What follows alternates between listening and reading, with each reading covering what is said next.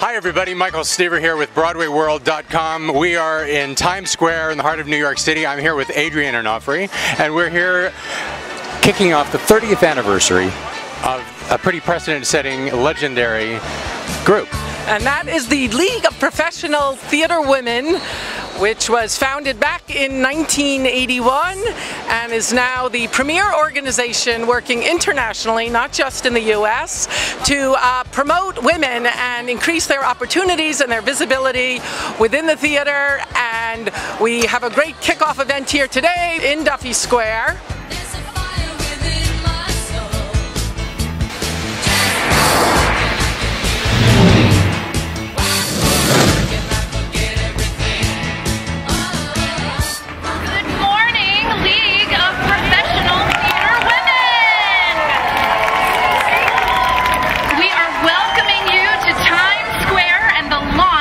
The League of Professional Theater Women's 30th Anniversary Celebration, turning 30, celebrating our legacy, creating our future. I am here with the leading ladies of Mamma Mia. In addition to the League of Professional Theater Women's 30th anniversary, they are celebrating the 10th anniversary of Mamma Mia on Broadway.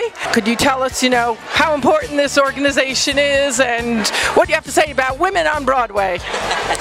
Well, I think this is a fantastic organization. I want to wish you a happy 30th anniversary. Yeah, that is really exciting, and I think it's wonderful that the League of Professional Theater Women promotes women in the theater, and because we're so proud to be in Mamma Mia, which is a show that actually features women, and those are sometimes rare to find in the theater. Yeah. So I remember when I saw Mamma Mia the first time before I was ever in the show, something that tickled me so much was that 3 women of a certain age were actually represented and had a voice on Broadway. And our producer is a woman, and we're so grateful to her. And we're just thrilled to be here to actually celebrate it. We hope more women playwrights and more women producers get involved because, as we know, women in this country have a voice that needs to be heard, and we're so proud to represent them on Broadway. I'm just proud to be with these women who are so articulate. I don't really have anything to add. This is really well done, ladies. I'm speechless. I'm here with the co-presidents of the League of Professional Theater Women. So would you like to tell us about, what you consider the greatest achievements for women in theater over the last 30 years, and where do we go from here? Well, we're more employed than we were 30 years ago, but there's still a lot more to go. Women are still not 50% of the workforce and not at the same pay as men. So that's the big thing that the League is still working on. And would you just like to give us a preview of some of the events coming up for the 30th anniversary, what you're particularly excited about? Yes, we have 30 plays over 30 years, which is going to be very exciting all around the country in New York City. Different companies, including Kristen's and myself, will be presenting new works and plays written by women that are women-centric and women-directed. Anna Nugent is a unique and interesting example of a League of Professional Theater Women member, not only because she's a member, but because she's actually been actively involved with the League for a while in different capacities. Tell me a little bit about that. In 2008, I actually became the League's first administrative services manager. So I was the administrator, and for 2.5 years, I've just passed the baton over to Kate Haggerty. She's doing a great job. The League of Professional Theater Women is run by all volunteers.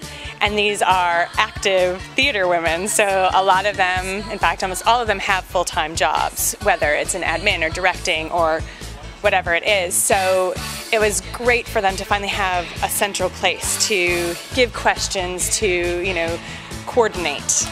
I'm here with the wonderful actress and singer Christine Petty, and she always does a lot to increase representation of women on stage because, whenever Christine Petty shows up, about 10 or 20 of the great divas of the stage will be showing up along with her. So I was wondering if some of them have something to say about today and the anniversary. Liza Minnelli thinks this is absolutely the most terrific thing in the world because she adores New York City. And Carol Channing loves it here in the Times Square Visitor Center. Why, look at that ball. It looks like a great big diamond. No, actually, now it looks like a ruby. Oh, no, now it looks like a sapphire. And what about Ms. Julie Andrews? Oh, that's all I have to say about her. It's too early to sing soprano. And in your own voice, would you like to say a few words about the League and some of the events they have planned for their anniversary? I was quite stunned to read about all of them. It was very inspiring to read about all these women who are working so hard, because honestly, girls should do more, because if the world were run by girls, it'd just be a better place.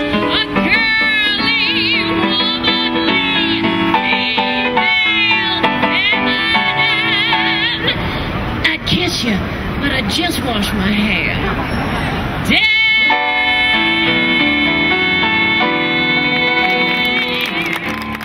You just forget how difficult it can be, particularly for a lot of these women who started decades ago. They really were groundbreaking. They were trailblazers. They were living in a world when they were expected to have a particular path, and they said, "I don't think so." You know, and we take it for granted because of how hard they worked. The League of Professional Theater Women is turning 30 the same year I'm turning 30, which is quite.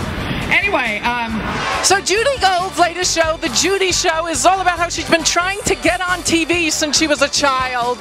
But lucky for us, that keeps you here in New York on the stage. I do love the theater. I mean, I do beg for a TV show every single night, but there's nothing like live performance. You never know what's going to happen. It's just an amazing, I love the theater. I love the theater. I love it. Now, I know that stand-up comedy and comedy writing can notoriously be a boys' club. You must have some war stories. Are there any particularly ridiculous moments you remember? Please. Stand-up comedy is the most unfeminine profession. You're standing there, you have a mic, and you're in complete control. And, you cannot dress sexy, because then the guys want to have sex with you, the women hate you. Not me, but I mean other people who actually have a good body. But, it really is. I spent years and years on the road sharing condos with these male comics, and I don't know how many times I heard, we'd love to have a woman, but we had a woman a couple years ago and she didn't do well. So, really? Oh, okay. Yeah, because we're all exactly the same. It's just an amazing. It's unbelievable crap you hear as a woman in this industry. It's amazing. And you are not only a voice and a heroine for women, but also for tall women and Jewish women and gay women. So do all those identities mesh, or are they ever clashing? I don't really, look, in the theater, who goes to the theater? Women, gays, and Jews. Hello! Angelica Page may be new to the world of the League of Professional Theater Women, but she is by no means new to the world of theater. Estelle Parsons was one of my sponsors, and it's just, we're turning 30 this year, and it's just a great resource for women in the profession. So much support. And so much growth. I think there's close to 500 members now, or something like that. Yeah, I haven't checked the numbers. I'm a new member, but I'm doing all my research and learning as much as I can. And there's just theater development and lectures, but the support to have this many women who are so supportive of each other and of our process. It makes my heart sing. You can dance the world, you can dance.